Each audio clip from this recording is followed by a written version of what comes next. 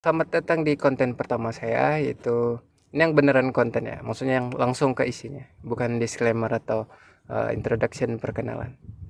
Nah, di sini tuh saya mau bahas program apa sih yang mau saya canangkan, atau misi yang apa, atau visinya, tujuannya apa gitu. Eh, Program yang mau saya canangkan itu adalah menanamkan nilai moral pada masyarakat, yaitu 9 moral penting, yang mana ini tuh sebenarnya dari zaman dinosaurus pun 9 nilai ini pun juga udah tertanam di manusia. Yang mana ini adalah warisan para leluhur, atau nilai ajaran yang apa ya? Yang luhur lah pokoknya. Yang mana itu tuh sebenarnya secara genetika diturunkan kepada kita, atau yang diserahkan kepada kita, atau mandat yang kita itu hanya bisa memahami dengan cara yang agak lain. Gitulah kira-kira. Jadi bukan kontekstual, bukan pembicaraan, bukan wasiat, bukan ini. Nah, nilai-nilai apa ini yang saya maksud itu adalah nilai di mana uh, ini konten saya tuh cuma relevan bagi ini ya, bagi pertama orang yang bertuhan. Jadi ini tidak terbatas buat misalkan Muslim saja enggak, atau Kristen saja enggak. Mungkin ada anggapan, oh ini kontennya agak liberal, agak apa, sekuler ya. It's okay. Jadi emang karena saya sendiri membagi realitas orang itu dalam 3 garis besar, yaitu pertama realitas orang bertuhan, kedua realitas orang tidak bertuhan, terus ketiga itu apa ya, realitas uh, orang yang menuhankan sesuatu. Jadi Tuhannya itu agak salah, bukan Tuhan yang Maha Esa yang dituju. Nah, jadi 3 itu ya. Terus di sini saya lebih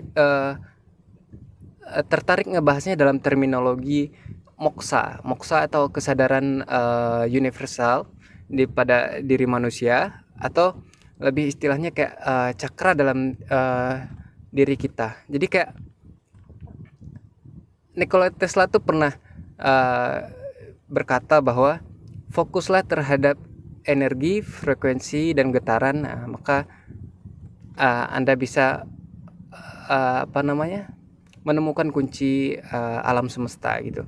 Jadi saya di sini tuh sebenarnya ini energi yang kita timbul terhadap kita di saat kita menerapkan hal-hal 9 ini dengan baik gitu. Nah, jadi yang pertama itu apa? Energi yang pertama itu adalah kita mengakui adanya Tuhan, pokoknya jauh dari syirik. Itu syirik itu batas penentunya kita punya Tuhan atau enggak. Jadi itu nilai pertama yang mau itu berkaitan juga sama integritas kita gitu. Jadi kayak kenapa saya bilang integritas? Orang yang sudah bertuhan biasanya takut melakukan sesuatu hal yang menyimpang, atau enggak misalkan merasa diawasi, atau tahu, entah tahu atau belum tahu, kayaknya lebih ke arah takut kena hukuman atau karma gitu. Nah, itulah integritas yang saya maksud di sini, dan juga pokoknya orang bertanggung jawab, terus juga yang dapat dipercaya.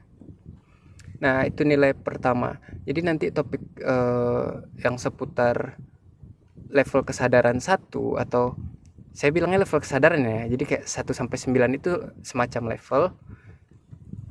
Nah, di sini tuh nanti mencakupi apa aja nih satu gitu. Satu itu nanti mencakupi kita bahasannya kayak almost masuk ke ranah agama, tapi nggak sedalam itu. Jadi kayak lebih ke arah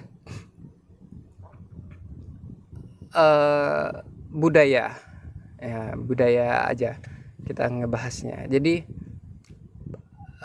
di angka 1 itu kita di konten saya itu saya akan memfokuskan bahwa tindakan yang berkaitan dengan kesyirikan, tentang ketuhanan, tentang integritas, tentang apalagi ya, tentang salah kaprah pemahaman. Nah, itu bakal dibahas, diklarifikasi, diterangkan di bab 1 itu. Nah, kita lanjut bab 2. Bab 2 itu tentang apa? Kalau bab 1 tadi tentang belief system ya. Kalau sekarang itu yang kedua itu tentang realistis. Tentang barang yang tampak, barang yang berwujud, atau misalkan logika, atau misalkan proof, bukti, sejarah, atau misalkan kita bahas juga apa ya, lebih ke arah ya pokoknya membuktikan hal-hal yang kita buktikan dengan begini, kita ungkap fakta. Nah, itu di bab kedua. Nah, terus nanti di bab ketiga saya bahas apa lagi. Bab ketiga itu kita bahas ini, lebih ke arah nalar logika. Kalau tadi realistis ya. Ya kalau ketiga ini kepintaran secara IQ aja. Saya nggak bilang emotional Q atau kecerdasan emosional atau apa, nggak. Jadi kita itu lebih ke bagaimana menyelesaikan masalah, atau kerangka berpikir, atau misalkan hal-hal apa ya, penemuan gitu. Jadi kayak fungsi kita menelaah satu persatu, dan pokoknya secara runut dan sistematis. Pokoknya ini kayak kognitif apa ya, perception. Kita mengambil kesimpulan suatu kejadian berdasarkan begini-begini yang itu masuk ke akal sehat kita. Jadi di sini tuh pembedanya nanti common sense lah. Kalau common sense itu nggak bisa dijelasin ya. Nah, terus yang keempat itu nanti bakal bahas seputar keindahan, kecantikan, terus tentang keberanian, terus tentang apa lagi ya, jadi kayak level 4 ini adalah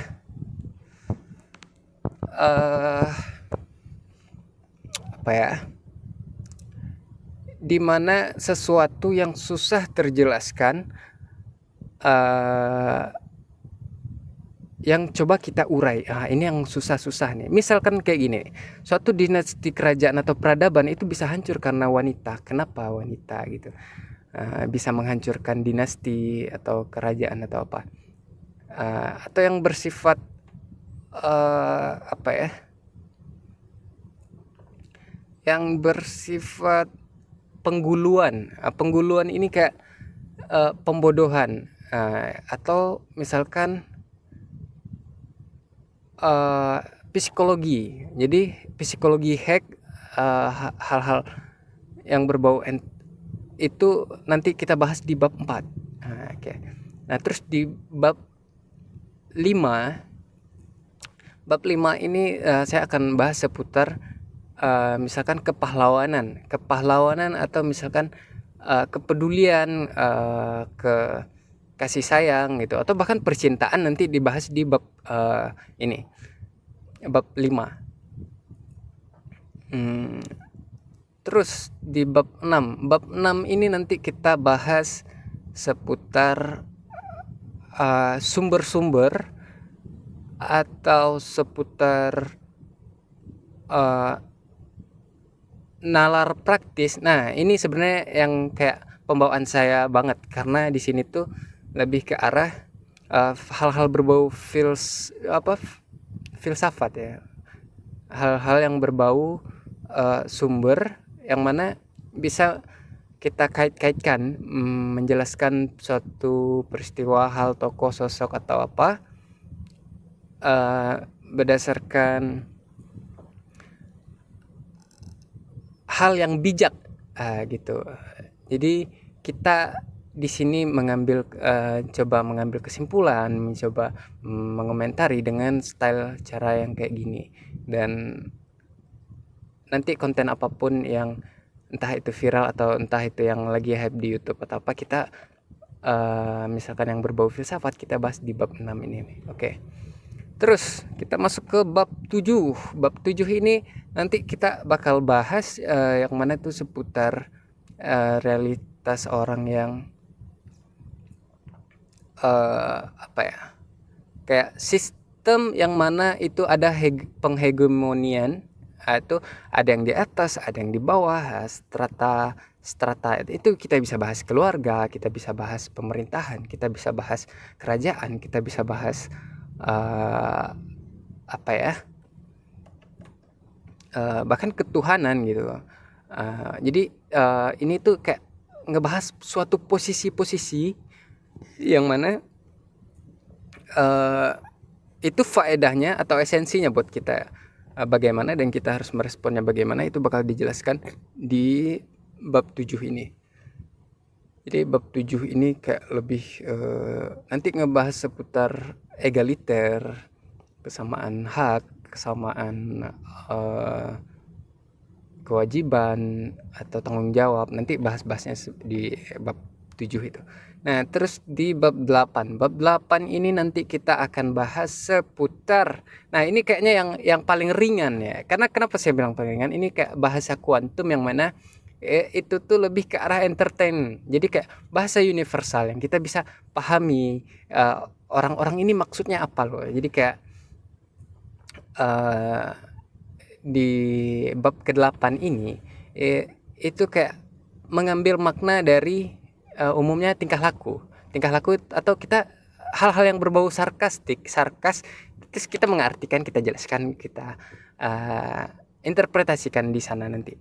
Terus di yang 8 ini kenapa saya bilang paling menarik, paling ringan, ini mostly dalam bayangan saya sekarang ini lebih ke arah ngebahas hal-hal yang lucu-lucu atau komedian atau hal-hal yang bersifat pokoknya cool tapi bermakna gitu.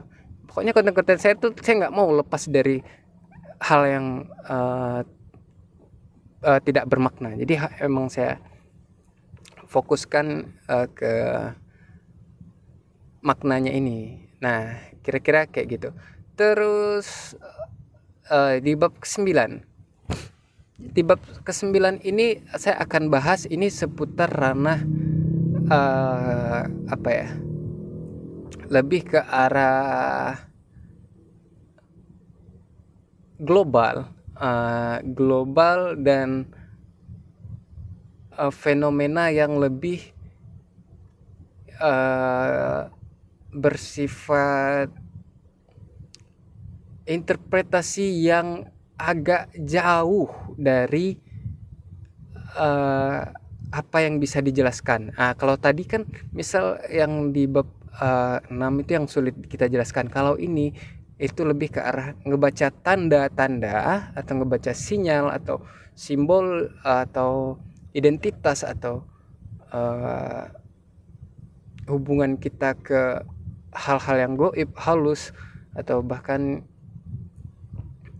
ngebahas apa ya, sosok-sosok tokoh yang melintasi waktu dan orang-orang yang amazing gitulah pokoknya. Nah, di sini itu oke, ini nanti selanjutnya bagian ini saya taruh di depan. Ini pentingnya 9 nilai ini, kenapa saya bilang ini penting dan turunan leluhur, atau bahkan inilah yang estafet yang harus kita lanjutkan, yaitu karena selain ini emang nilai dari zaman dinosaurus pun udah ada pada kita, ini pun adalah suatu hal yang boleh disebut cakra, yang mana kalau kita itu bisa apa ya, zuhud terhadap 9 itu, maksudnya konsisten dalam 9 nilai ini, energi kita tuh bakal berlebih, kita mendapatkan energi yang lebih, bahkan ngerasa tanggung jawab yang besar, bahkan panggilan jiwa kita itu terasah, terkeluar, bahkan ini semacam bisa membuat pandangan kita tuh jauh lebih ke atas, lebih zoom, step out bukan satu aja ke belakang, tapi kayak bisa mengerti semuanya.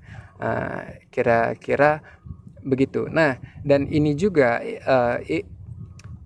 adalah bentuk solusi dari kekhawatiran yang banyak banget pengetahuan yang tersebar, bahkan di internet dibilang katanya informasi sekarang 3 kali lipat jauh lebih cepat daripada 5 tahun lalu yang masuk ke kita. Nah, buat menghilangkan kekhawatiran bahwa pengetahuan itu bukan dikejar dengan cara khawatir, takut nih, nggak tahu ini, nggak tahu ini, nggak tahu ini, nggak tahu ini, nggak tahu ini. Jadi cukup dengan menerapkan nilai-nilai 9 nilai yang ada, yang mau saya canangkan ini pada diri kita, itu cukup untuk memahami situasi, bahkan menjadi solusi, bahkan menggantikan suatu saat jika hal-hal tersebut tiba-tiba hilang di muka bumi. Terus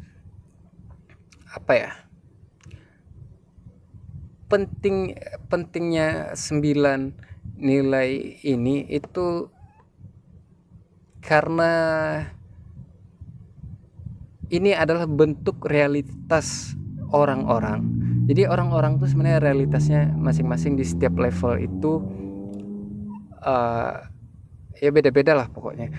Yang mana misal nih, orang yang berkecimpung di dunia entertain, orang yang misalkan berkecimpung di dunia kuli, misalkan pekerjaan, atau yang berkecimpung di ranah agama, atau yang berkecimpung di dunia keuangan atau buruh atau apa, itu mereka tuh punya realitas beda-beda semuanya.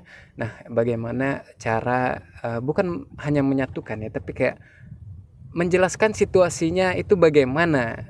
Nah, jadi begini, rata-rata orang tuh punya realitas tuh 2 atau 3, atau bahkan ada yang satu orang punya realitasnya. Jadi kayak mereka pertama realitas satu tuh misalkan yang ateis, dia nggak punya realitas bertuhan.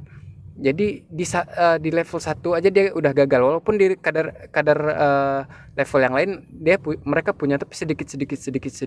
Jangan sampai kita cuma punya sedikit tapi kita penuhin realitas itu atau level kesadaran itu kita terapkan di diri kita, biar bukan biar kita stay relevan, tapi kayak bukan meyakinkan diri, tapi kayak lebih merasa berkah, mendapat berkah jalan kita ya insya Allah lurus dan benar gitu. Biar kekhawatiran, keraguan-raguan dalam diri kita tuh hilang. Sorry. Terus kenapa saya bilang orang realitasnya itu ada 2, ada 3, rata-rata 3, rata-rata ya. Jadi kayak gini, realitas 1 adalah orang yang bertuhan, realitas 2 itu adalah orang yang realistis, realitas 3 adalah orang yang outsmart, jadi pinter, realitas keempat itu orang yang memanfaatkan atau oportunis, atau misalkan realitas keindahan gitu. Terus realitas kelima itu adalah realitas kepedulian, care. Terus realitas keenam itu adalah orang yang berilmu, atau orang yang realitas yang bijak gitu. Terus realitas ketujuh orang yang benar-benar ada hierarki, menerapkan pentingnya hierarki dalam kehidupan gitu. Terus realitas ke-8 itu adalah orang yang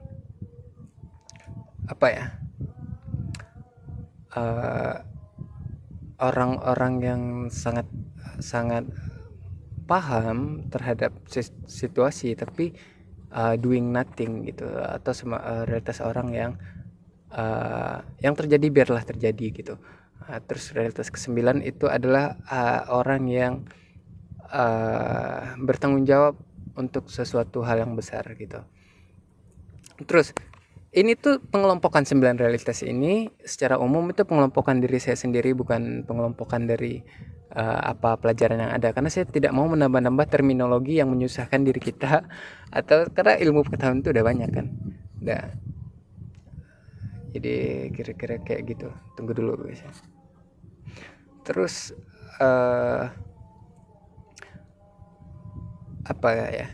Kenapa sih di sini saya bilang panduan untuk moksa? Jadi karena saat 9 titik cakra itu kita terapkan di diri kita, di mana setiap level itu ada ujian tertentunya yang boleh dibilang setiap kali naik level atau itu tingkat kesulitannya sama, entah itu 1 ke 2, 9 ke 8, tingkat kesulitannya sama, tapi uh, apa ya, itu kayak kita membunuh diri kita sendiri atau menghilangkan uh, prinsip-prinsip kita, atau misalkan meluruhkan sifat kemanusiaan kita, atau misalkan buat mencapai level-level up level gitu.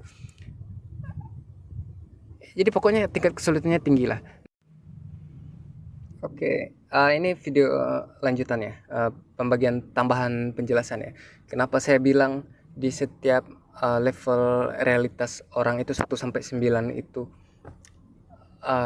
per tetangga-tetangganya 1 sama 2 itu kayak berseberangan, 2 sama 3 berseberangan, 3 sama 4 berseberangan. Itu karena apa? Karena itu meluruhkan harus meluruhkan ego atau kayak ngebunuh karakter sendiri atau prinsip sendiri, yang mana sebenarnya setiap kita pindah realitas itu kita tuh naik level dalam hal tingkat kesadaran.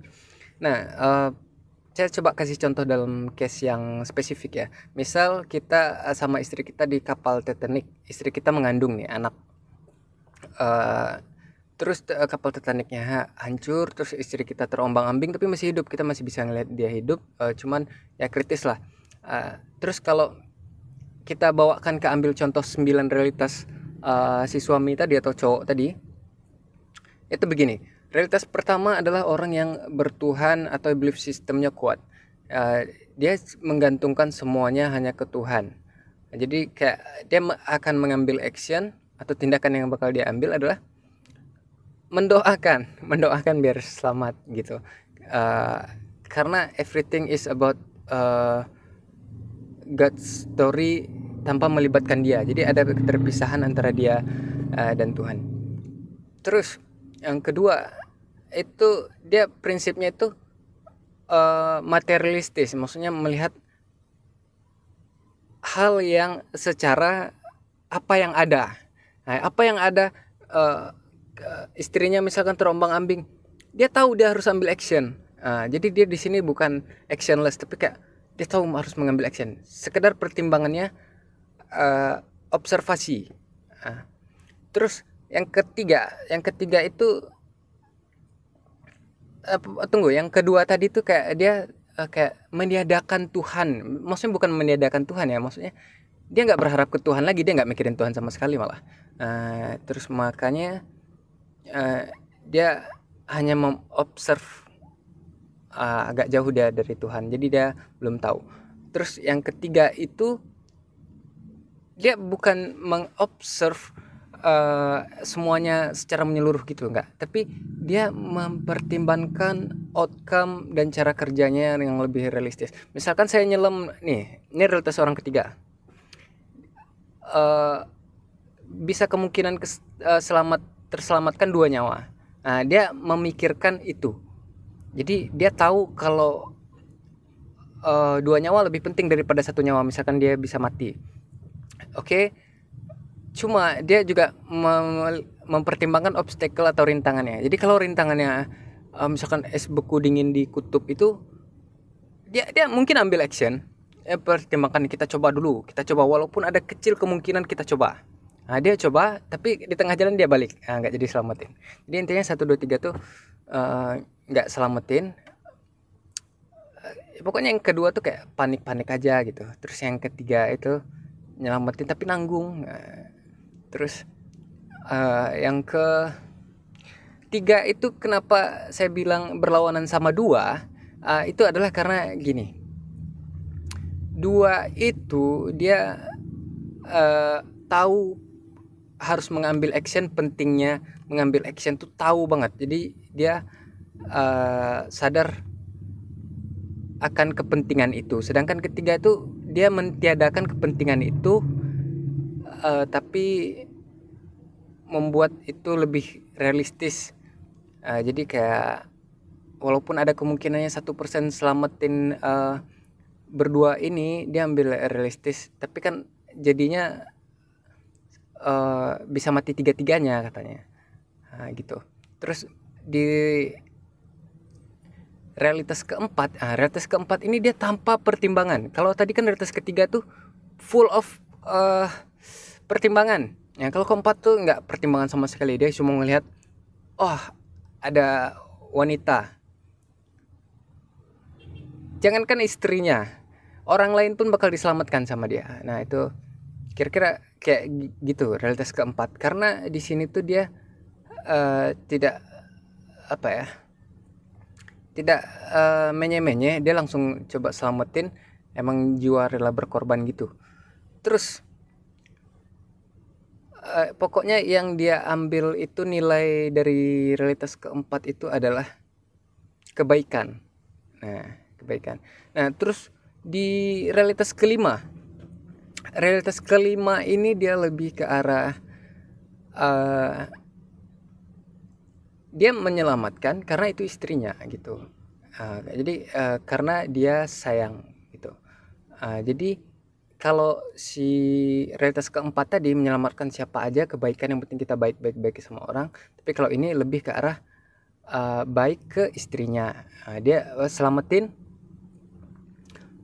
tapi karena itu istrinya. Jadi kalau itu cewek lain atau misalkan orang lain, kemungkinan nggak diselamatin. Terus yang keenam, ini adalah tipikal yang bijak. Pokoknya 5 tadi mengecounter 4 itu kan nyelamatin siapa aja. Kalau 5 itu menyelamatkan siapa yang tanggung jawabnya dia gitu. Terus kalau nomor 6 ini dia lebih dia menyelamatkan, tapi cuma mikirnya lebih jauh tuh kayak gini. Kalau 5 tadi tuh dia mikirnya nggak jauh, dia cuma mikir oke, ini tanggung jawab dia yang sekarang dia lakuin. Nah kalau ke 6 nih jauh, itu kayak visi misinya. Dia mikir kayak aku udah hidup sama kamu, hidup denganmu, atau tanpa kamu sama sekali, hidup bareng mati bareng gitu. Nah itu yang keenam. Jadi kayak dia nyelamatin, kalau mati bareng sekalian lah gitu, walaupun misalnya nanti di tengah jalan, pokoknya pertimbangannya cuma itu, dia mau bareng-bareng aja semuanya. Terus realitas ketujuh itu adalah dia akan menyelamatkan, tapi bukan karena anggaplah sayang istri atau apa, tapi karena mengkonsiderasi anaknya yang ada di janinnya. Jadi kayak istilah penerus gitu. Yang keenam tadi kan lebih ke arah level bijak ya. Terus kalau yang ketujuh tuh dia bukan mikir bijak, tapi lebih ke arah mikir menempatkan sesuatu pada tempatnya. Jadi setelah dia harus ada penerus nih gitu. Terus realitas cowok ke-8. Realitas cowok ke-8 ini dia bakal nyelamatin karena dia sadar saat situasi genting itu dia ada getaran atau khawatir atau misalkan feeling buruk. Nah itu orang-orang yang bisa merasakan itu karena punya ikatan atau apa, dia selamatkan. Itu pasti. Terus yang realitas ke-9 itu dia nggak membutuhkan tanda-tanda, tapi dia menginterpretasikan tanda tersebut bahkan ke level yang lebih jauh. Jadi kayak gini, oh istri dia dalam bahaya, nah, dia menginterpretasikan adalah oh itu waktunya dia buat mati gitu. Jadi dia nyelamatin karena dia udah terima semua risikonya dengan sepenuh hati, dia selamatin. Nah kira-kira begitu guys ya, pola pikir simpelnya 1-9 itu level kedewasaan, tapi dimana setiap prinsip-prinsip 1-9 itu kayak berseberangan ke sebelah-sebelahnya. Jadi begitulah kira-kira contoh Yang tadi 8 ke 9. Kalau 8 itu dia harus merasa dulu. Kalau itu buat dia. Kalau 9 dia eh, nggak membutuhkan rasa itu, tapi dia melihat tanda eh, suatu kewajiban yang datang pada diri dia dan akan takdir dia terhadap hal tersebut. Gitu. Hanya dia yang harusnya bertindak begitu dan menilai bahwa itu adalah waktunya dia. Nah, kira-kira kayak gitu guys ya. Atau misalkan kalau yang nggak ngerti-ngerti nanti silahkan di kolom komentar. Misalkan perbedaan 5 ke 6 gitu. 5 tadi prinsipnya adalah karena dia sayang, karena dia merasa itu tanggung jawabnya dia. Sedangkan 6 itu dia butuh hal yang bijak, lebih visioner. Visioner. Kalau 5 itu dia lihat current situation, kalau 6 itu uh, future situation atau bahkan apa yang udah dibangun gitu uh, diselesaikan. Nah, kira-kira kayak gitu. Atau nanti ada yang mau coba pahami lagi aja nanti ke belakang, misalkan perbedaan prinsip 1 sama 2 apa, 2 sama 3 apa, 4 ya. Jadi semua itu berseberangan, di mana level kedewasaan kita itu harus menempuh level 9 itu tadi. Nah, itulah yang saya canangkan. Jadi saya kedepannya juga bakal terus mengambil case dalam fenomena apapun dan melibatkan analogi yang seperti ini. Oke, sekian. Nah, cuman di sini tuh saya bukan memberitahu cara moksa atau misalkan memberitahu cara mendapat pengetahuan yang menyeluruh, atau orang ada juga istilah terminologinya marifat. Enggak, saya enggak menunjukkan cara, saya enggak ngasih ijazah, saya enggak menggurui, tapi kayak lebih memberikan isi. Karena apa di sini isi?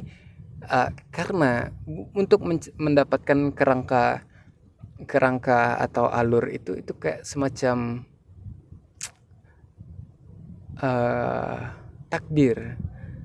Cukup kita memenuhi panggilan jiwa kita sendiri masing-masing, apapun panggilan jiwanya. Jangan sampai kita menyanyiakan apa yang diberikan Tuhan. Terus juga apa ya, memberikan isi atau buah dari pengetahuan, sharing, menyampaikan tanda, menyampaikan ayat yang mau saya sharing itu sama levelnya sama orang-orang yang berilmu yang didapat dari sendiri, dan bahkan isinya pun sama, tujuannya sama, cuma prosesnya beda. Nah, kalau saya dengan kalau saya membangun kerangkanya dulu, baru isinya nanti terisi sendiri sampai ke sumber pemberi isi itu. Nah, tapi kalau saya isi terus, nanti buat ngebangun kerangkanya itu berdasarkan kemampuan Anda sendiri. Nah, jadi kira-kira begitu guys ya.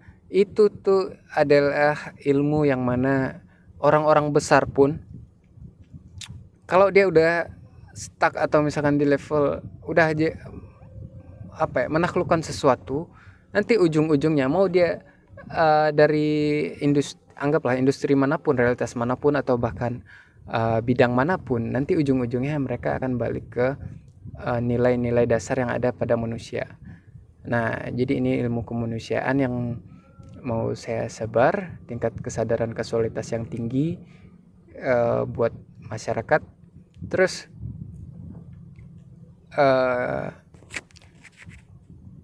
apa ya? Nah, di sini tuh saya bukan mengajarkan untuk melawan antitesis dari 9 pilar ini atau 9 iman ini. Kita mengimani ke-9 ini. Saya tidak mengajak berperang, tapi kayak mengajak menanggapi permasalahan atau penyimpangan simpang siur, atau bahkan yang hal-hal yang berbahaya dari kesalah kaprahan itu, buat ditanggapi dan buat cara menyelesaikannya, atau bahkan benar memberi solusi dan lebih ke arah melawan kebatilan gitu. Jadi ini bukan tentang hak batil atau batil harus dihilangkan. Enggak, kadang batil itu bagian dari perubahan. Jadi batil itu adalah yang mendekati kezoliman ya. Jadi jangan disalahartikan guys ya. Kalau orang salah di mata kita belum tentu salah di mata orang gitu. Mencoba buat bijak. Terus apalagi ya? Saya di sini nggak ada tulisan contekan atau apa, jadi kayak agak melompat-lompat, kayak kebanyakan berpikir au gitu. Tapi harap dimaklumi guys. Terus apa ya? Ya saya mau konsisten di sini dalam pembuatan konten.